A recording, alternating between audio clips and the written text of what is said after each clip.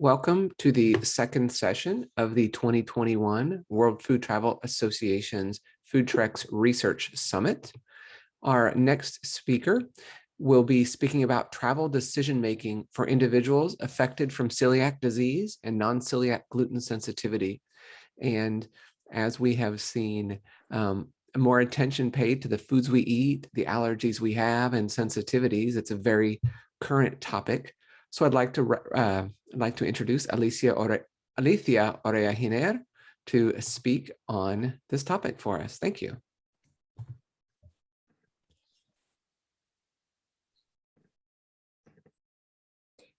Okay. Thank you so much. I'm so happy for being here to talk about celiac disease and non-celiac gluten sensitivity, and also about risk reduction strategies. I think it's really important nowadays to consider all of these diseases because they are extended, and also we have to know how to manage our resources in hospitality industry and also in catering industry. So first of all, I would like to express my gratitude to the team that is organizing this summit, and also to my team that compose a really good team for developing this research. So I'm going to start with, it's like an introduction to food and tourism, but I know that all of you know about that because we are talking about a topic that is in general well known between the people that could be listening.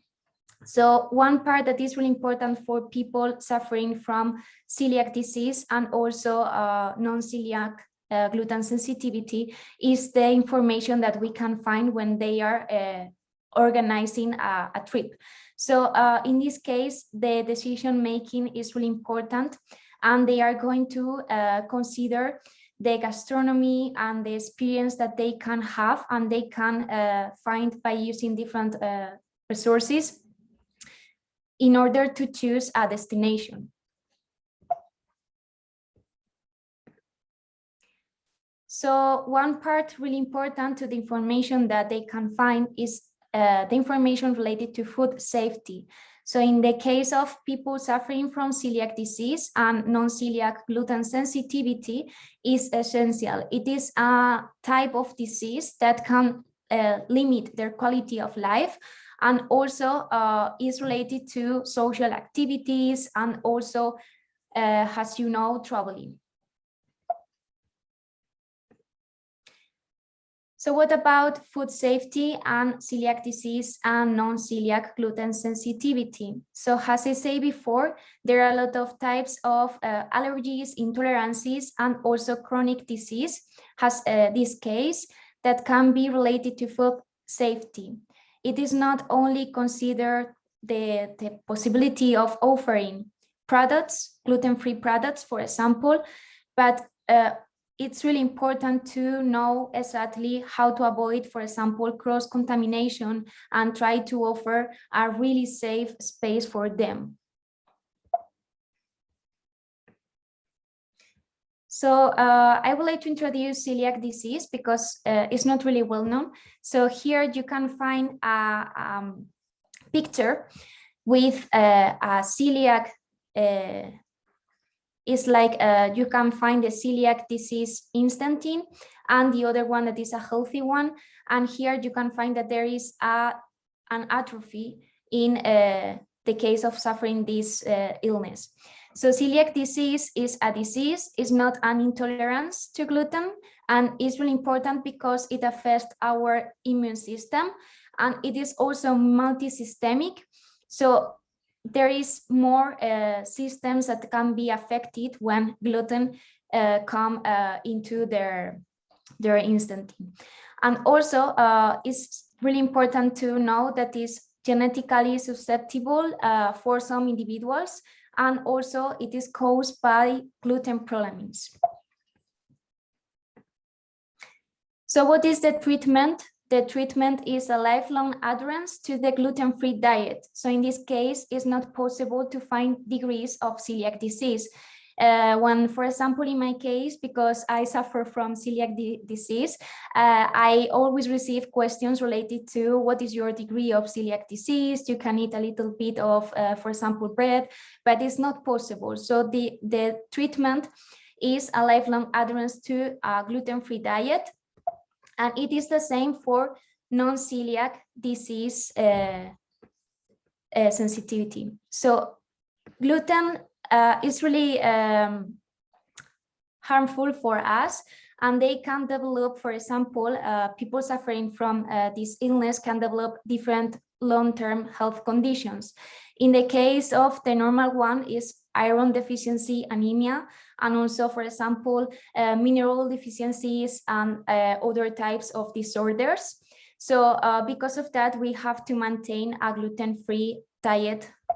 And here we can see the difference between non-celiac gluten sensitivity and celiac disease. Non-celiac gluten sensitivity is not well studied. So in this case, we don't know exactly what happened, and the treatment is the same. So the treatment is a lifelong adherence to the gluten-free diet. So why I'm introducing that? Because in some cases, in some enterprises related to catering and hospitality, they consider the possibility of introducing some gluten-free adaptations to their menu, for example, and other things. So it's really important to know that there is compulsory to offer a really gluten-free diet. So here you can see the prevalence of celiac disease that is important in Europe, for example, and also in USA and Mexico. And here we have the celiac iceberg, that is a representation of the reality of the disease, because there are a lot of people that are not diagnosed. So in this case, we can find that there are people suffering the different symptoms, but they are not following the gluten-free diet because they don't know that they are suffering this disease. So in this case, there is a big public related to gluten-free products. So what about our research? So here we have a model that was based in different authors, and we are trying to offer an analysis related to the pre-core service encounter, that is the information search process, and the risk perception. So here we have that there are different types of people suffering from celiac disease and non-gluten sensitivity, non-celiac gluten sensitivity that can be related to a high level of influence when they are going to make a decision, medium and low. So the most part of people suffering these diseases are on the high level of influence. So they are going to consider all the risk, and their perception is really important when they are trying to select a product, a restaurant, or maybe to find a destination when they are organizing their trips. So our methodology introduced two approaches. The first one is a quantitative approach related to surveys. We developed 813 surveys, and we identified that the 80% were celiac and the rest were non-celiac gluten sensitivity. So about the second part, that is a qualitative study, we find that 32 people accessed to answer our questions.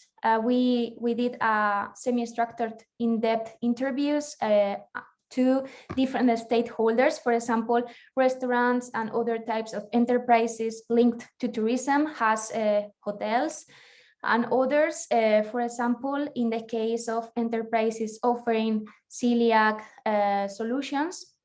And finally, we analyzed the information related to the survey with SPSS, and we did a thematic analysis for the interviews. So the most important result that we obtained were that the most part of celiacs and non-celiac gluten sensitivity people didn't use offline information sources, and they tried to go to online sources. For example, in the case of our survey, we find that for the participants of our study, the most commonly used sources were search engines, blogs, and also social networks. In the case of apps and the websites of associations, they were used to a lesser extent with percentages of 45 and 46. So the most important thing is that the online information that they can find is updated, and the information is usually completed with, for example, a review or maybe some blog information related to a restaurant or a hospitality service that can help people to make their decisions. So when we were developing this research, we find that it's possible to establish some main risk reduction strategies. These strategies are related to the interviews, and also they are connected with the results of the survey. So for example, in the first case, travel information, we found that it's possible to find a lot of information related to gluten-free establishments, but the most important thing is the information, the reality of this information. People suffering from these diseases want to find trustable information. For example, there are a lot of enterprises saying that the menu includes, for example, gluten-free products and other things related to that.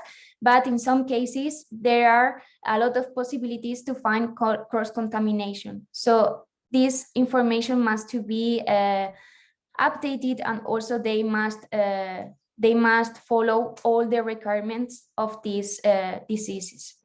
Also, there is a lack of awareness of celiac disease and non-celiac gluten sensitivity. This part is related to a possibility of find that in some places and in some countries, people don't know what is this disease and what is a gluten-free diet. And also there are another one that is really important, that is connected with safety assurance, that is the legislation, regulation, and protocols. In the European Union, there are some regulations, but they are not really working because the information of that is not restrictive. So in some cases, there are some countries where it's not possible to find gluten-free offer in some restaurants. For example, we found that one country that people mention a lot is France. Also, in other countries, there are no legislation about that, and there are no a concrete protocol established. Also, we found that the destination reputation can be linked to the possibility of offering a real gluten-free diet or real gluten-free products, because these people share their opinion a lot, and the word of mouth of them is really important.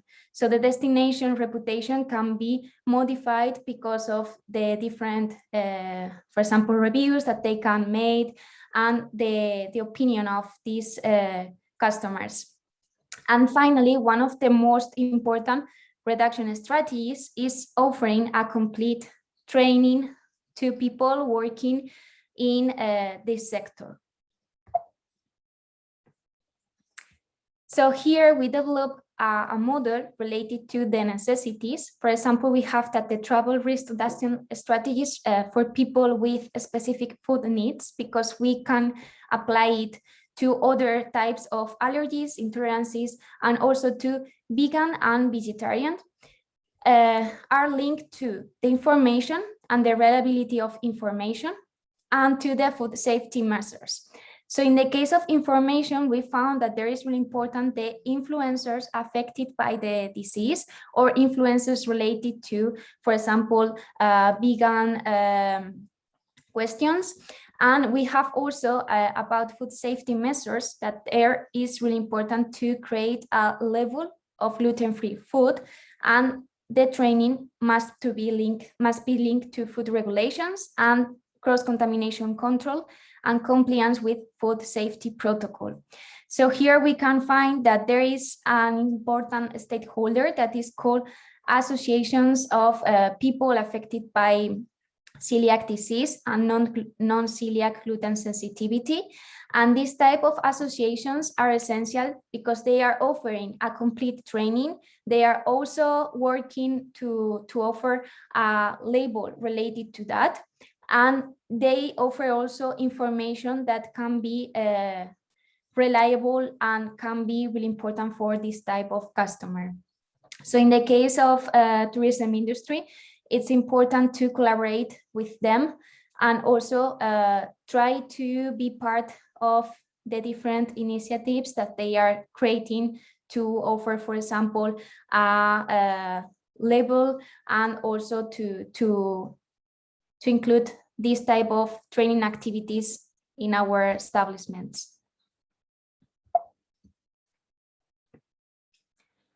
So here we have a lot of conclusions related to that. First of all, I would like to say that there are a lot of limitations related to celiac, to people suffering from celiac disease and non-celiac gluten sensitivity. This type of limitations can create a sensation of isolation, because in some cases it's not possible to visit, for example, the typical restaurant or to try the typical food from the country or destination that they are visiting. And also the most part of the time, this type of customer must check the information and must control what they are going to eat, what type of food they can and cannot eat. And in some cases is something that make them to spend a lot of time. So it is possible to find that this type of customer can also introduce food by, for example, when they are traveling, they try to bring with them a lot of food, and they are not going to spend money in food because of that. So in the case of wanting to attract them, it is necessary to create a specific information website and also communication policies, especially for the destinations.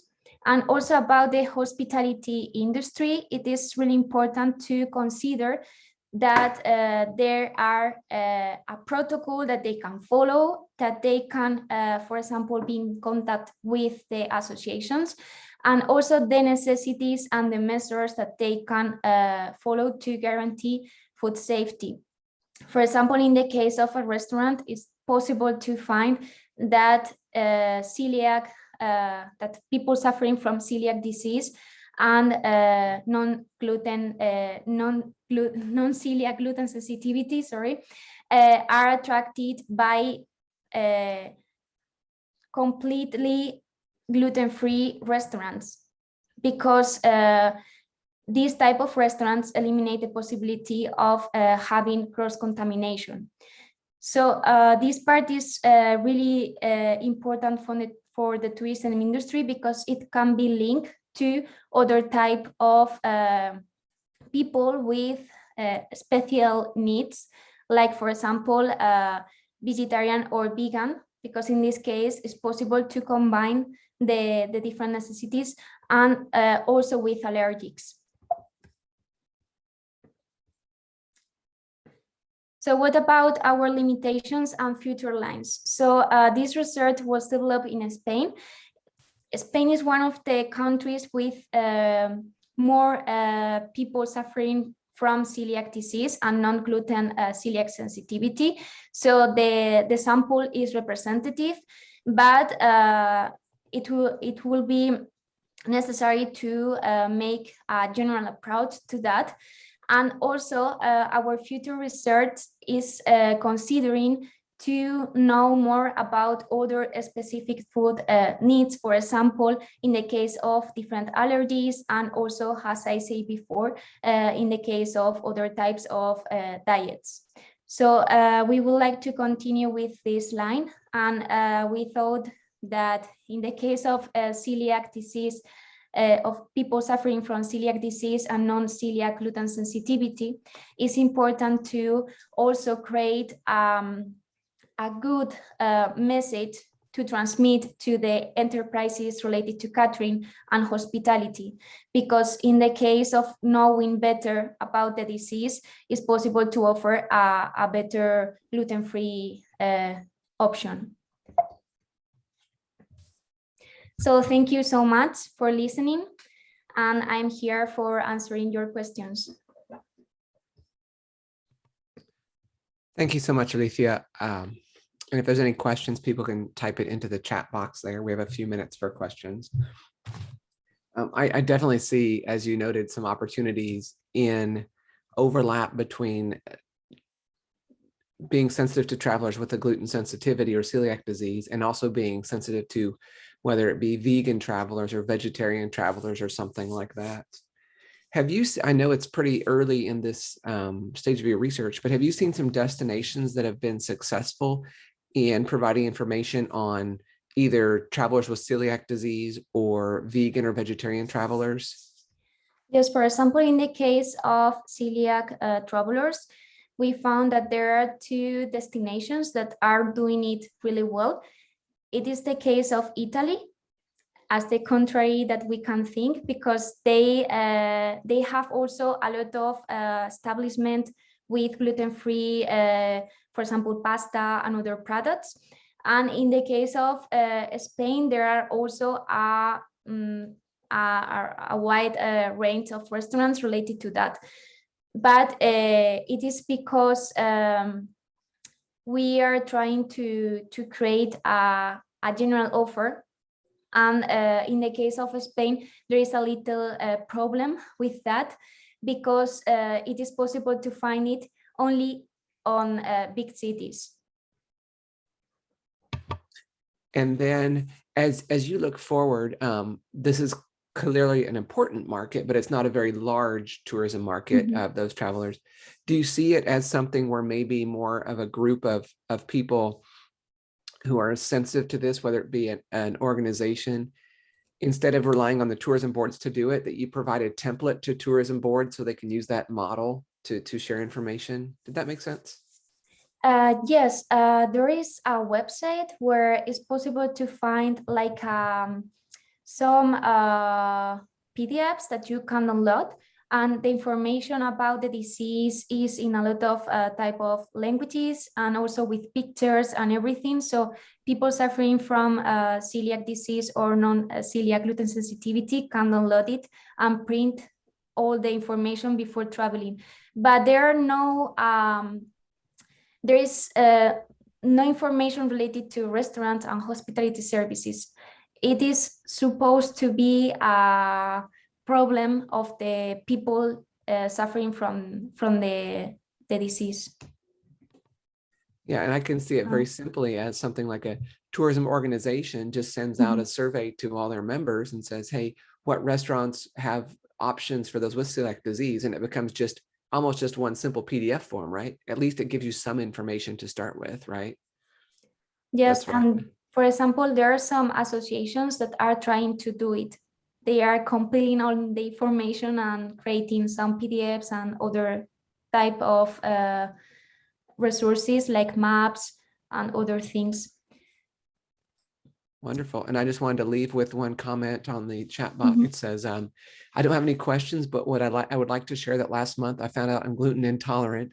So watching this being discussed is very nice, because travel definitely became one of my main concerns regarding the maintenance of a gluten-free diet. So thank you for your work.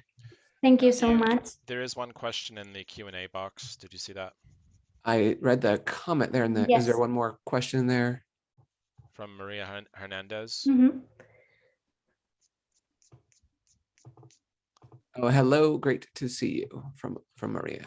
So it says, the map, you show us some percent of celiac disease around the world. In the case of Mexico, it can be up to 3.5%. Do you know why? Could it be because it is a corn-based gastronomy? There is a theory related to lactose intolerance, and it was related to the Neolithic. And this research shows that there is a link between lactose intolerance and people that were not linked to the milk industry. So it is possible to find that there are a lot of people suffering from celiac disease and non-gluten sensitivity, non-celiac gluten sensitivity, that can be related to the use of wheat and other types of elements that can be related to gluten. So in this case, there are no research about that, but it's like a supposition that maybe it can be the problem. Perfect. Well, thank you so much, Alicia, for your research Thank and you your so much. presentation today. We'll take about a 3-minute break, and there will be we'll be ready for the next session, so everyone can log off of this session and get ready for the next one. Thank you so much. Thank you.